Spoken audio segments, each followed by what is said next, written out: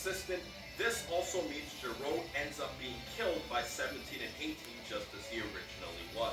But with Vegeta out of the mix, the fight against Android 18 wouldn't have occurred in the same way since Vegeta was the one who initiated the fight against the androids, and Trunks was fighting against the androids in the first place until Goku returned from the heart virus.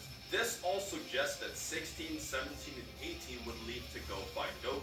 The good news is that because 17 has a juvenile, childish personality, 16, 17, and 18 would likely find a van once again, which gives Earth's heroes time to plan for their attack. But now that we have set in motion what the androids would do, we must now analyze 3 key events of the android arc. The first event is pretty straightforward. Without Goku or Vegeta around, Piccolo's motivation to fuse with Kami would be significantly higher. And because Kami was already somewhat aware that Cell was roaming the Earth, Kami's decision to fuse with Piccolo would have been made much quicker than before. However, for the second event, Cell would still be found independent of Vegeta's influence. The reason being is that Trunks' damaged time machine was originally found by a random Council Corp employee who informed Bulma of the situation.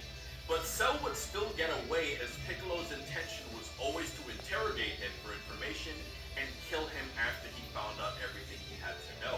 But what about the Rule of Spirit and Time?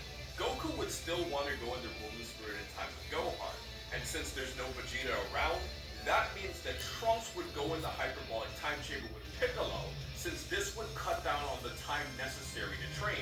That means that all of Earth's forces would be on the lookout and the androids would have an even longer time tracking them down and figuring out where Goku is. But what about Cell? Well, Cell originally found the androids and Piccolo because he detected Piccolo's power in the fight against Android 17. However, in this case, Cell would have a rough time finding the androids without being able to sense them.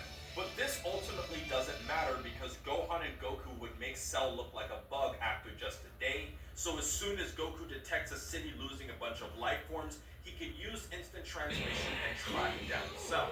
But the bad news about this is that because Cell would have died so much earlier, Gohan wouldn't have achieved Super Saiyan 2 in this scenario because the situation wasn't set up for his potential to be unleashed. But the good news about this is that Goku would not have been killed by Cell in this process. But what about the search for androids 16, 17, and 18? Without Vegeta as an obstacle, it is extremely unlikely that future Trunks would sit around and allow the androids to be alive.